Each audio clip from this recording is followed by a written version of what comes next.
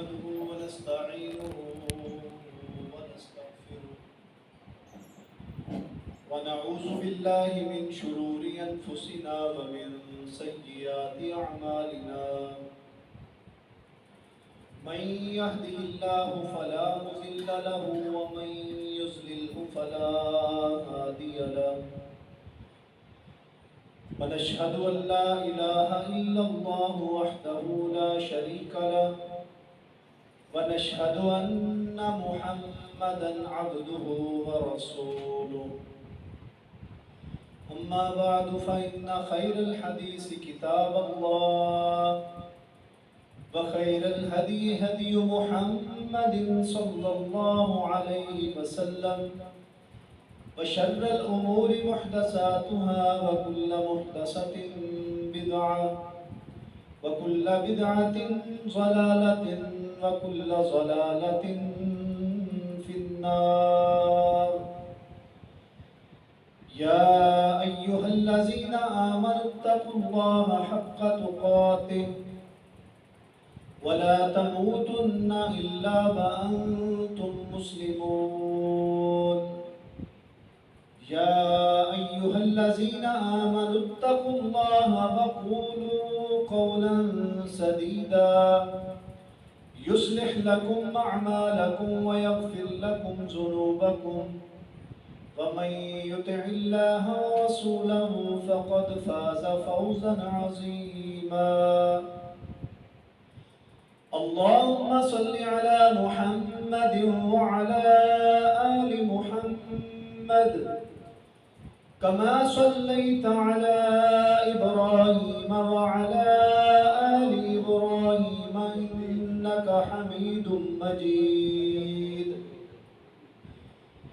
اللهم بارك على محمد وعلى آل محمد كما باركت على إبراهيم وعلى آل إبراهيم إنك حميد مجيد تمام قسم کی حمد و ثنا بزرگی بڑائی اور کبریائی اللہ سبحانہ و تعالیٰ کے لیے، بے شمار انگنت درود و سلام امام الانبیاء خاتم النبیین سید المرسلین امام المجاہدین جناب محمد رسول اللہ صلی اللہ تعالیٰ علیہ وعلا آلہ واصحابہ وسلم کی ذات اقدس پر نہایت قابل احترام محترم عزیز بھائیوں، دوستوں، بزرگوں، پچھلا خطبہ جمعہ جو میں نے اس مسجد میں دیا تھا تقریباً 3 جمعے پہلے، میں نے ایک حدیث آپ کے سامنے بیان کی تھی، نصف حصہ اس کا بیان ہوا تھا۔ اس حدیث مبارکہ کو محدثین نے نصف دین قرار دیا ہے۔ آج بہت زیادہ ضرورت ہمیں صحیح معنوں میں دین کے سیکھنے کی ہے، اور درست دین، کیونکہ معاشرے کے اندر دین کے نام پر بہت کچھ سکھایا جا رہا ہے، بہت کچھ دکھایا جا رہا ہے۔ اللہ ہمیں صحیح معنوں میں قرآن و سنت کا علم حاصل کرنے اور رسول مکرم صلی اللہ علیہ وسلم کی سنت مطہرہ پر عمل کرنے کی توفیق عطا فرمائے۔ وہ حدیث جو ہے اس کا نام ہے حدیث جبریل۔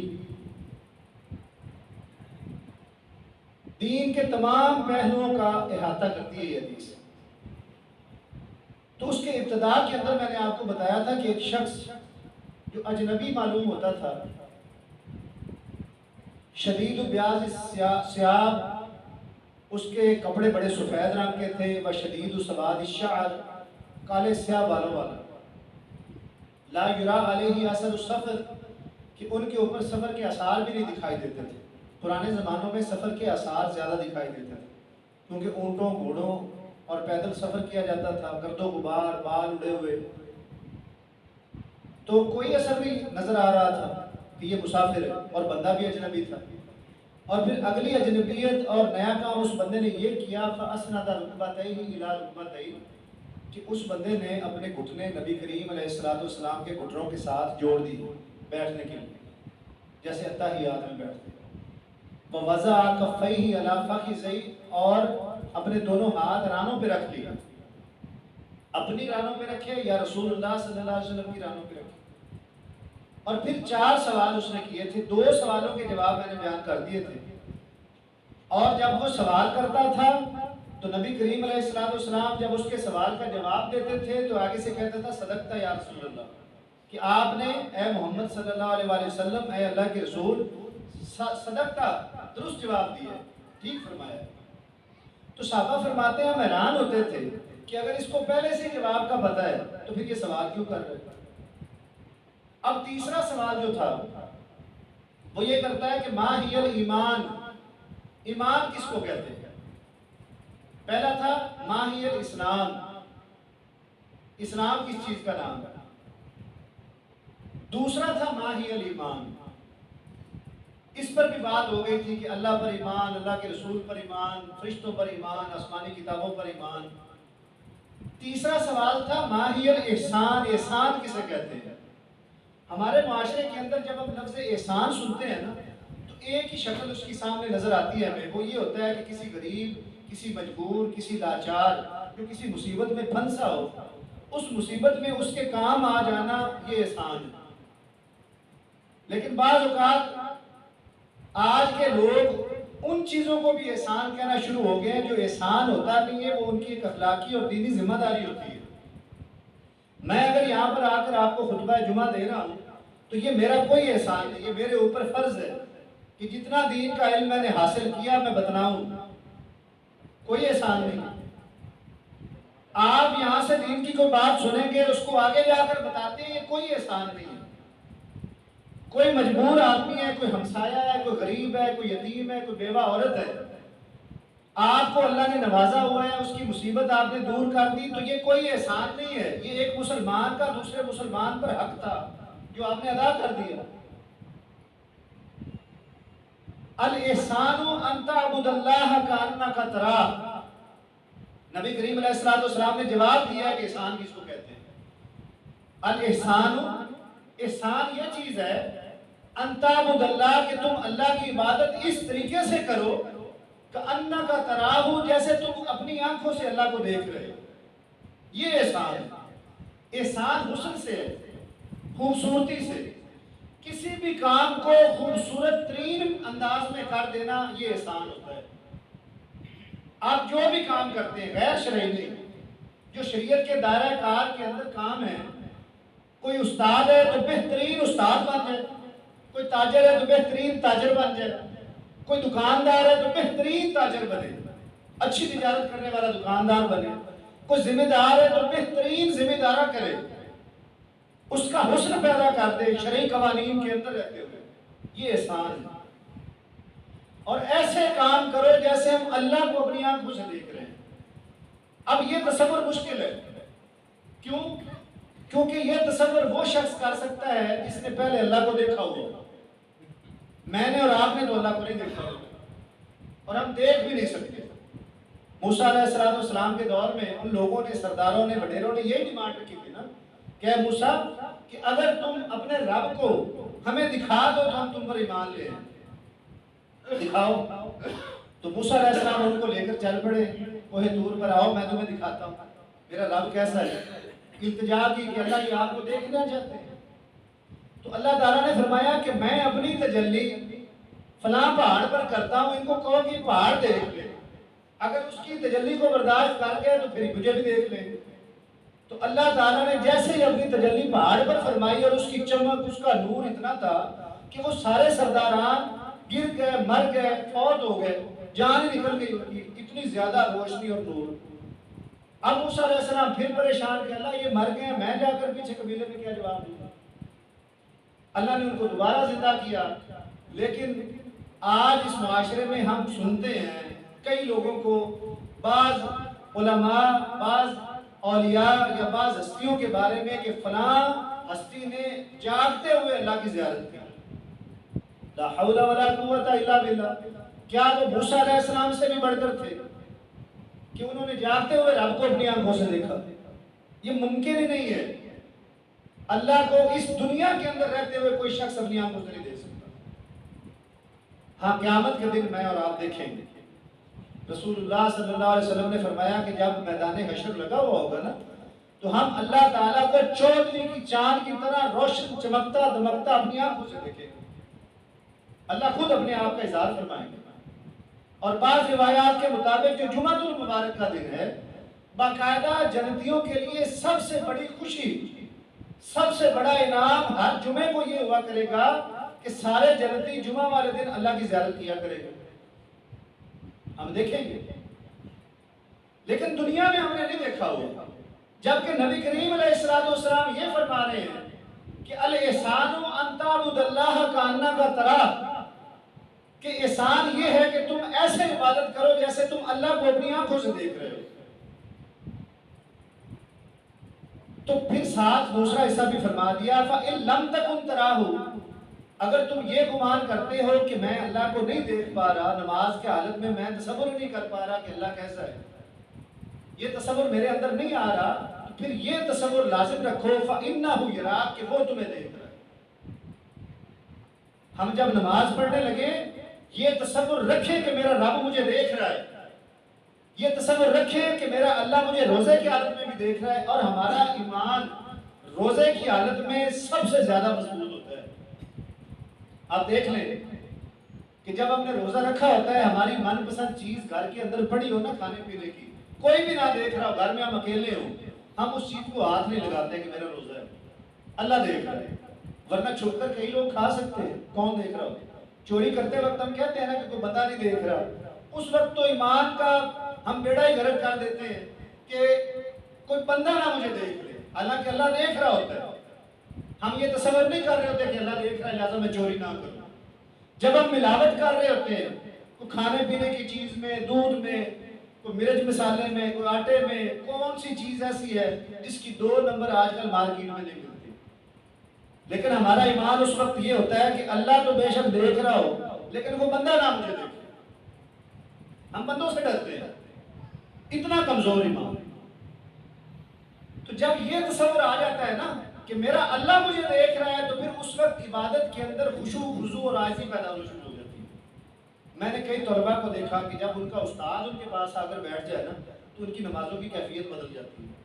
وہ رکوع بڑے آرام سے کر رہے ہوتے ہیں کہ استاد پاس بیٹھا ہو، سجدے بڑے آرام سے اٹھ رہے ہوتے ہیں، اور اکیلے پڑھ رہے ہو تو ان کی نماز بہت تیزی کے ساتھ ادا ہو رہی ہوتی ہے.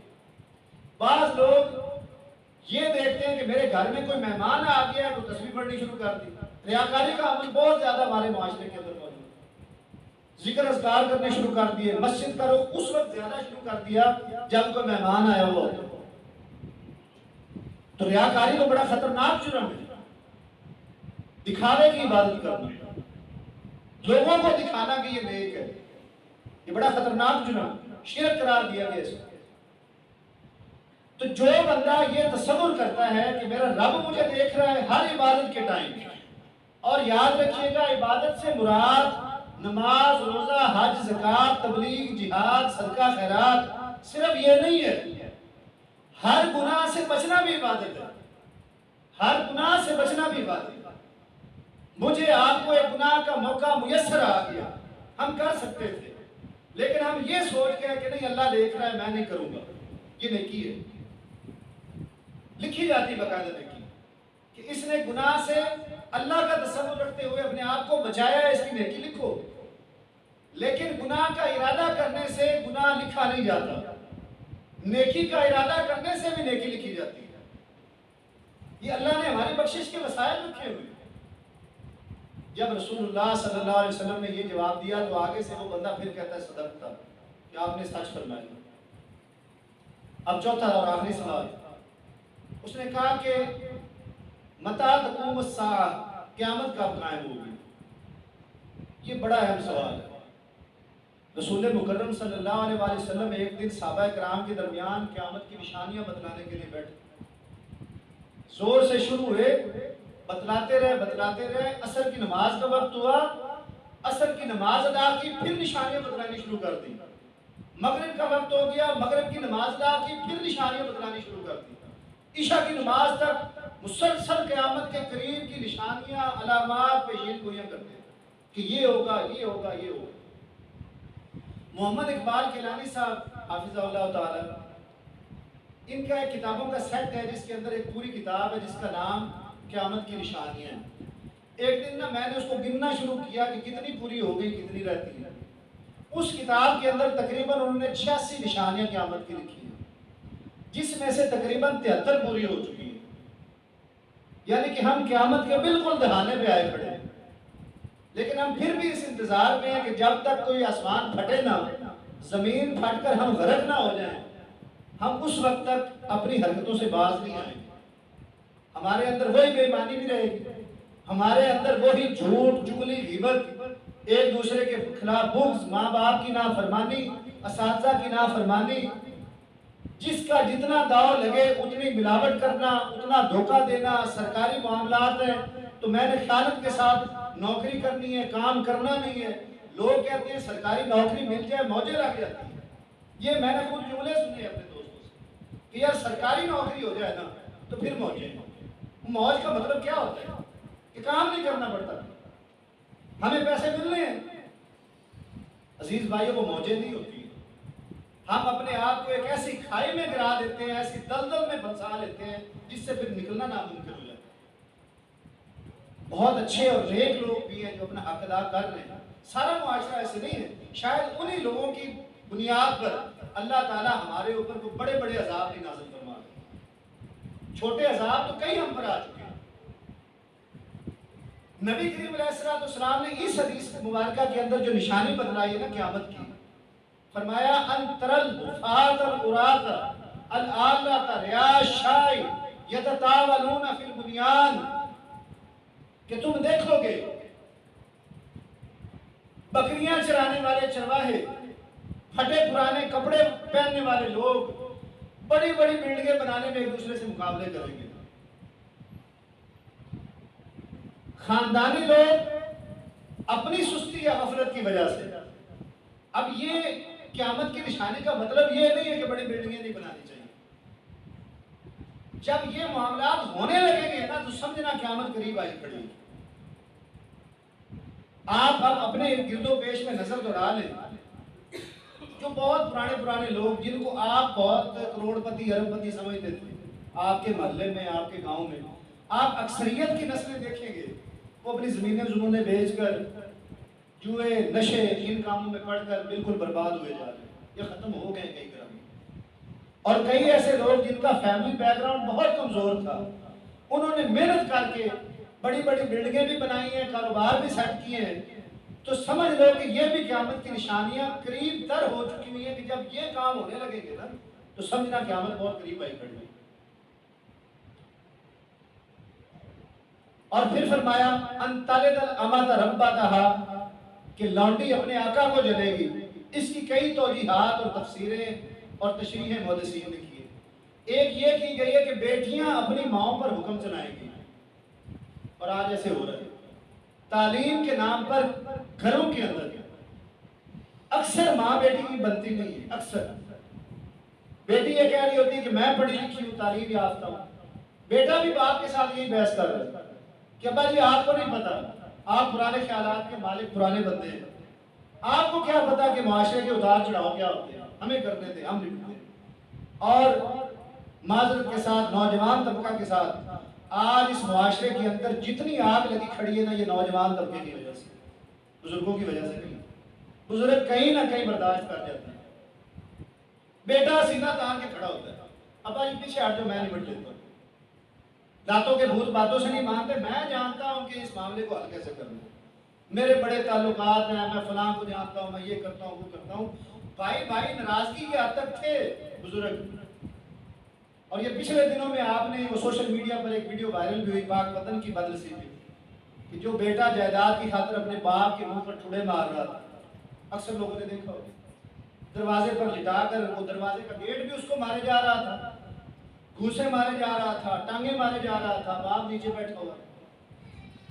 یہ قیامت کی نشانیوں میں سے کہ لوگ اپنے والدین کے گریبان پکڑنا شروع ہو جائیں گے۔ میں نے پہلے بھی کہا تھا کہ یہ جملے آج کل معاشرے میں عام ہو گئے ہیں کہ سگا بھائی کہہ رہا ہے، سگا بھائی کہ میں مر جاؤں تو میرے جنازے میں اس کو نہ آنے دینا، میں مر جاؤں تو میری میت کو ہاتھ نہ لگانے دینا اس کو۔ بھائی اتنی کون سی دشمنی ہو گئی ہے کہ اپنے بھائی کو میرا چہرہ نہ دیکھنے دینا۔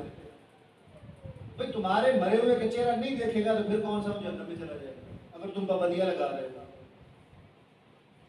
ہم اس حد تک پتھر دل انسان نہ بن جائیں کہ ایک دوسرے کی شکل و صورت دیکھنا برداشت. ہم مسلمان ہیں. ہماری نشانی جو اللہ کے رسول کو اللہ نے قرآن میں بتائی ہے محمد الرسول اللہ، کہ محمد صلی اللہ علیہ وسلم اللہ کے رسول ہیں. والذین معہ اشداء علی الکفار، ان کے جو دوست اور ساتھی ہیں وہ کافروں پر بڑے سخت ہیں. کافروں پر رحماء بینہم، آپس میں وہ بڑے نرم ہیں. مسلمان آپس میں نرم ہوتا ہے، سخت نہیں ہوتا. اگر کوئی بھائی ہو بھی جائے تو دوسرے مسلمانوں کا حق بنتا ہے. سورۃ الحجرات میں کیا فرمایا؟ وَإِن طَائِفَتَانِ مِنَ الْمُؤْمِنِينَ اقْتَتَلُوا فَأَصْلِحُوا بَيْنَهُمَا، کہ لوگوں مسلمانوں کے دو گروہ اگر آپس میں لڑ پڑیں تو ان کی صلح کروا دو. ہم کیا کرتے ہیں؟ ہم دھڑے بنتے ہیں. ایک دھڑا ایک بندے کے ساتھ ہوتا ہے، دوسرا دھڑا دوسرے بندے کے ساتھ ہوتا ہے. صلح نہیں کروائی جاتی، صلح نہیں کروائی جاتی. دھڑے بنتے ہیں اور سیاسی دھڑے، اور اینڈ کیا ہوتا ہے؟ صلح. کئی دفعہ ایسے ہوا کہ جب لڑائی جھگڑے کا آغاز ہوتا ہے نا تو بڑے جوش ہوتے ہیں کہ نہیں جی نہیں، میں نے اس کو چھوڑنا نہیں ہے. پولیس میں گئے، جھوٹے پرچے. آپ کے علم میں نہیں ہے کہ لوگ اپنی ہڈیاں خود توڑواتے ہیں، غلط میڈیکل لیتے ہیں ہسپتالوں سے، غلط پرچے کرواتے ہیں. اغوا کا پرچہ بناؤ، زنا کا پرچہ بناؤ، قتل کا پرچہ بناؤ. اس بندے کو جو ہے نا ایسی سزا دو کہ یہ باہر نہ آ سکے. وہ کرتے ہیں، پیسے لے کر کرتے ہیں. پھر کیا ہوتا ہے؟ وہ دوسری پارٹی سے بھی پیسے لیتے ہیں اور کہتے ہیں تم بھی یہ کر لو. جب دونوں طرف سے پرچے ہو جاتے ہیں نا تو اینڈ کیا ہوتا ہے؟ وہ کہتے ہیں بیٹھ جاؤ صلح کر. اچھا خاصا رزق حلال لٹا پٹا کر پھر صلح ہو جاتا ہے. اللہ نے ایمان والوں کو کہا ہے کہ دو گروہ مومنوں کے لڑے تو صلح کرواؤ. فَإِن بَغَتْ إِحْدَاهُمَا عَلَى الْأُخْرَى، اور اگر ان دونوں میں سے ایک قابو نہ آ رہا ہو تو بڑا پنے کھا بن رہا ہو، کہہ کہ نہیں میں نے صلح نہیں کرنے ہو، تم جاؤ جو کرنا ہے کر لو. پورے محلے کے سامنے وہ کھڑا ہو جائے. فَقَاتِلُوا الَّتِي تَبْغِي، اللہ فرماتے ہیں کہ سارے مل کر اس کے مقابلے میں کھڑے ہو جاؤ جو بغاوت کر رہے ہیں. سارے جن نکل جاتے ہیں. محلے کے اندر کوئی ایک جتنا بھی طاقتور اپنے آپ کو سمجھے، وہ کسی وزیر کسی مشیر کے ساتھ جتنا بھی کوئی تعلق اپنا ثابت کرنے کی کوشش کرے، جب باقی سارے لوگ اکٹھے ہو جاتے ہیں نا اس ظالم کے خلاف، وہ کچھ نہیں کر سکتا. لیکن مسئلہ یہ ہے کہ ہمارے ذاتی انٹرسٹ، ذاتی مفاد وابستہ ہوتے ہیں لوگوں کے ساتھ، پولیس والوں کے ساتھ، سیاستدانوں کے ساتھ. ہم اس ذاتیات سے باہر نہیں آتے. تو جب یہ چوتھے سوال کا جواب آیا تو اس بندے نے پھر کہا صدقتا، اور یہ کہہ کر اٹھ کر چلا گیا. تو نبی کریم علیہ السلام نے صحابہ سے فرمایا رضوان اللہ تعالی علیہ مجمعین سے، اتدری من السائل، حضرت عمر اس حدیث کے راوی ہیں. نبی کریم فرماتے ہیں کہ اے عمر آپ کو پتہ ہے یہ سوال کرنے والا کون تھا؟ تو فرماتے ہیں کہ اللہ و رسولہ عالم، اللہ کو پتا ہوگا یا اللہ کے رسول کو پتا ہوگا، میں تو نہیں جانتا جی کون، کیونکہ ایک اجنبی تھا. تو آپ صلی اللہ علیہ وآلہ وسلم نے فرمایا انہو جبریل اتاکم یعلمکم دینکم، کہ جبرائیل علیہ السلام انسانی شکل میں آئے تھے تمہیں تمہارا دین سکھانے کے لیے. یہ جبرائیل علیہ السلام تھے، مجھ سے سوال کر رہے تھے صرف اس نیت کے ساتھ کہ یہ جو مجلس میں بیٹھے ہوئے ہیں ان کو اپنے دین کا پتہ چل سکے. میرے عزیز بھائیوں، خطبات جمعہ ہمیں ہر بار یہی دعوت فکر دیتے ہیں کہ ہم مسلمان ہیں، ہمارے پاس وقت بہت کم ہے، ہمارے سامنے میتیں اٹھ رہی ہیں، ہمارے سامنے جنازے نکل رہے ہیں. ہم اپنی فطرت کو بدلنے کی کوشش کریں. مجھ سے جو غلطیاں ہو چکی ہیں لازم نہیں ہے کہ میں ان غلطیوں پر استقامت اختیار کروں، ڈٹا رہا ہوں کہ نہیں جی جو غلطی ہو گئی اب یہ مسلسل ہی چلتی رہے. توبہ استغفار کا دروازہ اللہ رب العزت نے کھولا ہوا ہے. کسی سے نمازوں میں غفلتیں مسلسل ہوئی ہیں اور اب بھی ہیں، وہ توبہ کرے کہ اللہ میں بہت بڑی غفلت میں رہا، آج سے میں نماز نہیں چھوڑوں گا. کوئی بندہ زندگی بھر قرآن کو ہاتھ صرف رمضان میں لگاتا ہے یا لگاتا ہی نہیں، یا کوئی بڑی عمر کا جس کو ابھی تک موقع ہی نہیں ملا قرآن مجید باقاعدہ پڑھنے کا، تو اب پڑھ لے، اللہ نے موقع دیا ہوا ہے، اب پڑھ لے. کوئی بندہ ہے جس کی ہمسایوں کے ساتھ نہیں بنتی رہی ماضی میں، اب بنا لینا، اللہ نے معافی کا موقع دیا ہوا ہے. اس وقت تک یہ میرے اور آپ کے پاس موقع ہے جب تک کہ سورج مغرب سے طلوع نہیں ہو جائے گا. یہ آخری نشانی ہے قیامت کی کہ جب سورج مغرب سے طلوع ہوگا یہ غروب ہوگا اور پھر دوبارہ واپس نکل آئے گا. سورج جب غروب ہوتا ہے نا، صحیح بخاری کی حدیث ہے، تو یہ اللہ کے عرش کے نیچے جا کر سجدہ کرتا ہے سورج اور کہتا ہے کہ اے اللہ مجھے دوبارہ ان لوگوں پر طلوع ہونے کی اجازت دے. یہ ایک دینی تصور ہے اور اللہ اس کو اجازت دیتے ہیں. جب قیامت کی آخری نشانی رہ جائے گی نا یہ پوری ہونے کی، تو اللہ اس سورج کو کہیں گے کہ جس طرف سے آیا ہے اسی طرف واپس لوٹ جاؤ. لوگ ایسے ہی پھر رہے ہوں گے اور کہیں گے کہ سورج غروب ہو گیا، شام ہو گئی، تو اچانک حیران رہ جائیں گے کہ سورج تو دوبارہ اٹھنا شروع ہو گیا. اب کوئی بندہ توبہ بھی کرے گا تو اللہ اس کی توبہ کو قبول نہیں کرے گا. یہ ختم ہے بات. تو میرے عزیز بھائیوں، اس زندگی کو موت سے پہلے ہم غنیمت جانیں، معاف کرنا سیکھیں. کسی بندے سے کسی دوسرے بندے کے حق میں کوئی حکم عدولی ہوئی ہے، کوئی غلطی ہوئی ہے، ہم انسان ہیں، کمیاں کوتاہیاں ہر بندے میں ہوتی ہیں، معافی مانگ لینا بہت بڑا نیکی کا عمل ہے. انا کو ختم کر دے، اپنے آپ کو نیچے کر لے، رشتے بچا لے، برادریاں بچا لے، دوستیاں بچا لیں، یہ بڑی ضروری چیز ہے. من سرہ ان یبسط اللہ رزقہ، جس بندے کو یہ بات اچھی لگتی ہے کہ اللہ اس کا رزق بھی بڑھا دے، وَيُنْسَى لَهُ فِي أَثَرِهِ، اور اس کو اس کی عمر بھی بابرکت ہو جائے، صحت والی ہو جائے، فَلْيَصِلْ رَحِمَهُ، اس کو چاہیے کہ اپنے رشتہ داروں کے ساتھ اپنا تعلق مضبوط کرے، اپنے چچا کے ساتھ، تایا کے ساتھ، ماموں کے ساتھ، ان سب کے ساتھ تعلقات اچھے کریں. کئی کمیاں ہیں رشتوں کی بنیاد پر ہیں، جائیداد کی بنیاد پر ہیں، بڑوں کو بیچ میں ڈالیں. بڑوں کا وہ مقام جو آج سے 25-30 سال پہلے تھا نا، وہ واپس لانے کی ضرورت ہے. ان کی بات کو ترجیح دی جائے، اہمیت دی جائے، ہر معاملے میں ان سے مشاورت طلب کی جائے. بزرگ جو ہے نا وہ اب ہر گھر کے اندر اکثریت یہی ہو چکی ہے کہ ایک کارنر میں پڑے ہوئے ہیں، بس روٹی مل جاتی ہے ان سے کوئی مشاورت نہیں ہو رہی ہوتی، نہ ان کو کوئی اس قابل سمجھا جا رہا ہوتا ہے کہ یہ مشورے کے قابل ہیں. جب ان کو یہ اعتماد دیا جائے گا، ان کا زندگی کا تجربہ ہے، وہ بھی خوش ہوں گے، ان کے دلوں سے دعائیں بھی نکلتی ہیں اور اللہ تعالیٰ معاملات کو آسان فرما دیتے ہیں. اللہ مجھے اور آپ کو عمل کی توفیق عطا فرمائے. وآخر دعوانا الحمدللہ.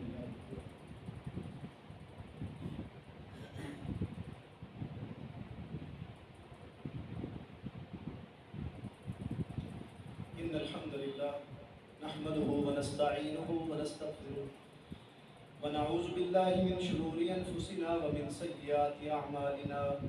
من يهده الله فلا مضل له ومن يضلل فلا هادي له. ونشهد أن لا إله إلا الله وحده لا شريك له ونشهد أن محمدا عبده ورسوله. أما بعد فإن خير الحديث كتاب الله وخير الهدي هدي محمد صلى الله عليه وسلم وشر الأمور محدثاتها وكل محدثة بدعة وكل بدعة ضلالة وكل ضلالة في النار. يا أيها الذين آمنوا اتقوا الله حق تقاته ولا تموتن إلا وأنتم مسلمون. يا أيها الذين آمنوا اتقوا الله وقولوا قولا سديدا يصلح لكم أعمالكم ويغفر لكم ذنوبكم ومن يطع الله ورسوله فقد فاز فوزا عظيما.